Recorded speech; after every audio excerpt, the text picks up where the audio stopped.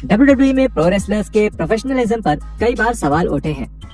Wrestlers कई बार कुछ इस तरह की हरकत कर देते हैं जो बिल्कुल अनप्रोफेशनल होती है, और ऐसा बुरे बर्ताव से भी हो सकता है और क्रिएटिव नजरिए में अंतर होने की वजह से सीधे कंपनी से बाहर निकल जाने से भी हो सकता है। तो जुड़िए हमारे साथ, जहां हम बात करेंगे WWE के इतिहास के 10 सबसे अनप्रोफेशनल पलों की। Shawn Michaels gets Vader's push cancelled. आज के समय में शॉन माइकल्स सबसे पसंदीदा रेसलर्स में से एक हैं, लेकिन हमेशा ऐसा नहीं था। 1990 के दशक में बैकस्टेज में HBK की छवि बहुत खराब थी। माइकल्स को पूरे लॉकर रूम में सबसे ज्यादा अनप्रोफेशनल रेसलर्स में से एक माना जाता था। उनके साथ काम करना अक्सर मुश्किल होता था, और ये साफ तौर पर देखने को तब मिला जब 1996 के समर स्लैम में उन्होंने वेडर के साथ मैच किया था। ये वही बदनाम मैच है जिसमें वेडर ने एक स्पॉट में गलती कर दी थी, और एक तजुर्बे वाले रेसलर होने के कारण अपना प्रोफेशनलिज्म दिखाने की जगह HBK वेडर के मुंह पर लात मारने लगे। इसके बाद उन्होंने बैक स्टेज में अपने रुतबे का इस्तेमाल करते हुए वेडर को मिलने वाला एक बड़ा पुश भी खत्म कर दिया। और क्योंकि HBK मैकमैन के सबसे बड़े स्टार्स में से एक थे, इसलिए मैकमैन उनकी सारी बातें बिना कुछ सोचे समझे मानते थे। HBK ने इस दौरान बहुत सारी ऐसी चीजें करी जो गलत थी, और 90 के दशक में उनकी अनप्रोफेशनल हरकतों के ऊपर एक पूरी डॉक्यूमेंट्री भी बनाई जा सकती है। The ultimate warrior holds up Vince McMahon. ये तो सभी को पता है कि अपने सारे WWE रन्स के दौरान द अल्टीमेट वॉरियर का रवैया बहुत खराब था। जुलाई 1991 में वॉरियर ने विंस मैकमैन को एक चिट्ठी भेजी थी, जिसमें उन्होंने लिखा था कि उन्हें रेसलमेनिया 7 में परफॉर्म करने के लिए $5,50,000 चाहिए। उनके मैचेस जितने दिन होंगे उसकी एक पक्की संख्या चाहिए, और मर्चेंडाइज की बिक्री का एक बड़ा हिस्सा भी उन्हें मिलना चाहिए। वॉरियर ने ये भी लिखा था कि उनकी सारी मांगे बिल्कुल जायज हैं, और वो इस शो के लिए हल्क होगन से ज्यादा मायने रखते हैं। मैकमैन के पास इन शर्तों को मानने के अलावा और कोई रास्ता नहीं था, क्योंकि वॉरियर को एनुअल समर स्लैम इवेंट के मेन इवेंट में हिस्सा लेना था। लेकिन उस शो के बाद वॉरियर को एक चिट्ठी मिली जिसमें कहा गया था कि उन्हें इस वक्त कंपनी से निकाला जा रहा है। उस चिट्ठी में मैकमैन ने लिखा था, तुमने हमें धमकी दी थी कि तुम घर पर बैठोगे, और इसलिए तुम टाइटन के उस बड़े समर पे पर व्यू इवेंट में समर स्लैम में भी नहीं आने वाले थे। मेरे पास उस वक्त तुम्हारी बेतुकी शर्तों को मानने के अलावा कोई दूसरा रास्ता नहीं था, और ये तुम्हारी बहुत बड़ी गलती थी। वॉरियर का 1996 वाला रन भी ऐसे ही दिक्कतों से भरा था, क्योंकि उन्होंने लाइव इवेंट्स में आना बंद कर दिया था, जिसकी वजह से WWE ने वॉरियर का कॉन्ट्रैक्ट ही खत्म कर दिया था। वॉरियर ने शुरुआत में दावा किया था कि उनके पिता के गुजर जाने की वजह से ऐसा हुआ था, लेकिन मैकमैन ने दावा किया कि वॉरियर कभी भी अपने पिता के नजदीक नहीं थे। इसके बाद वॉरियर ने ये कहा कि विंस मैकमैन ने उनके कॉन्ट्रैक्ट की कुछ शर्तों को नहीं माना था, जिसकी वजह से वो बहुत सारे लाइव इवेंट्स में शामिल नहीं हुए थे। Charlotte Flair drops the women's title. अक्टूबर 2021 में WWE ने एक अजीब सेगमेंट बुक किया जिसमें शार्लेट फ्लेयर और बेकी लिंच अपने अपने टाइटल को आपस में बदलने वाले थे।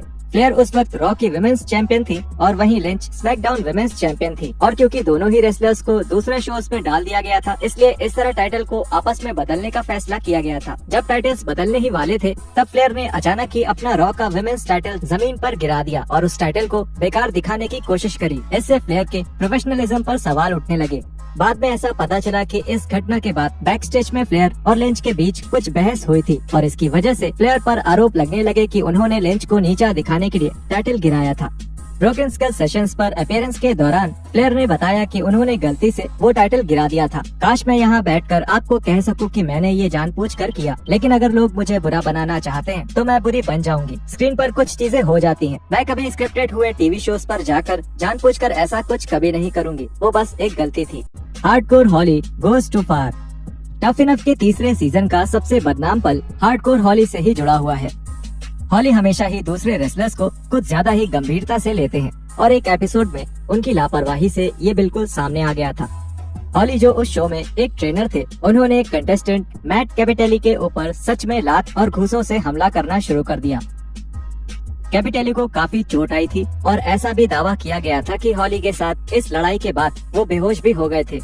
हार्डकोर हॉली ने बाद में बताया कि वो कैपिटेली को इज्जत के साथ एक सबक सिखाना चाहते थे, लेकिन वो कुछ ज्यादा ही आगे निकल गए, और इससे उन्हें फैंस का समर्थन मिलना भी बंद हो गया। WWE के पुराने हेड ऑफ टैलेंट रिलेशंस रह चुके जिम रॉस ने ग्रिलिंग JR के अपने एपिसोड पर इस हादसे के बारे में बात करी, और उन्होंने कहा वो एक अनावश्यक हालत थी, और इससे बॉब बहुत लोगों के साथ दिक्कत में पड़ गए थे। ये बुली वाला नाटक अच्छा नहीं दिख रहा था। इसे अच्छा दिखना भी नहीं चाहिए, इसकी कोई जगह नहीं है। लोगों को अपने बच्चों को बुली बनना नहीं सिखाना चाहिए, लेकिन बॉब उस वक्त एक बुली थे, और मुझे नहीं पता कि वो 100% बॉब का ही काम था। मुझे लगता है जॉन गैबोरिक उन शोज को प्रोड्यूस करते थे। हाँ वही थे, और उन्हें WWE हेडक्वार्टर्स के केविन डन से आदेश मिला था, जिन्हें विंस मैकमैन ने ऐसा कहा था, क्योंकि डन और गैब्रिक कई सालों से अच्छे दोस्त हैं, बाल्टीमोर के दोस्त, तो उन्होंने वो आदेश माने। फिर वही बात, अगर आप ऐसा कहेंगे कि ये इसको सही नहीं बना देती, ये बात इस हादसे को सही नहीं ठहराती जेआर। खैर, मैं ये नहीं कह रहा कि ये सही है, मैं बस ये कह रहा हूँ कि ऐसा हुआ था, ऐसा ही हुआ था। मुझे तो लगा था ऐसा ही हुआ था कॉनरेड। बॉब वहाँ थोड़े आगे बढ़ गए, और वो बहुत किस्मत वाले हैं कि उन्हें काम से नहीं निकाला गया।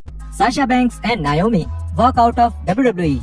अचानक ही कहीं से मई 2022 में ये खबर सामने आई कि साशा बैंक्स और नायोमी WWE से बाहर चली गई हैं। नायोमी और बैंक्स उस वक्त WWE की विमेंस टैग टीम चैंपियंस थी, और क्रिएटिव नजरिए में अंतर होने की वजह से उन्होंने एक रॉ के शो से पहले ही कंपनी से बाहर जाने का फैसला कर लिया, और उसके बाद से वो WWE में नहीं दिखी। रिपोर्ट्स के मुताबिक WWE इन दोनों की जोड़ी में फुट डालने की तैयारी कर रहा था, और इसके बाद वो नायोमी वर्सेस बियांका बेलियर और बैंक्स वर्सेस रोंडा राउजी प्रोग्राम पर फोकस करने वाले थे। बैंक्स और नायोमी का मानना था कि WWE women's tag team title की इज्जत नहीं कर रहे थे, और उनके साथ गलत बर्ताव किया जा रहा था, और इसी वजह से आखिर में उन्होंने कंपनी छोड़ने का फैसला किया। उनके निकल जाने के कुछ घंटों बाद WWE हालात संभालने की कोशिश में लग गया, और उन्होंने एक औपचारिक बयान जारी किया। जब साशा बैंक्स और नायोमी आज दोपहर में एरेना पहुंचे, तब उन्हें आज रात होने वाले मंडे नाइट रॉ के मेन इवेंट में उनकी भागीदारी के बारे में बताया गया था। ब्रॉडकास्ट के दौरान वो WWE के head of talent relations John Laurinaitis के ऑफिस में अपने सूटकेसेस के साथ पहुंची, उनके टेबल पर अपनी टैग टीम चैंपियनशिप की बेल्ट्स रखी और बाहर चली गयी। उनका मानना था कि टैग टीम चैंपियंस के तौर पर उनकी इज्जत नहीं करी जा रही थी, और हालांकि उनके पास उस मैच की रिहर्सल के लिए 8 घंटे थे, उन्होंने दावा किया कि उन्हें अपने दोनों ओपोनेंट्स के साथ रिंग में कंफर्टेबल नहीं लग रहा था, जबकि वो पहले भी उन दोनों ओपोनेंट्स के साथ बिना किसी मुश्किल के मैचेस कर चुकी हैं। मंडे नाइट रॉ एक स्क्रिप्ट किया हुआ लाइव टीवी शो है, जिसके किरदारों को अपने कॉन्ट्रैक्ट्स में लिखी हुई चीजों को निभाना पड़ता है। हमें खेद है कि हम आपको आज के मेन इवेंट में वो मैच नहीं दिखा पाए, जैसा हमने वादा किया था।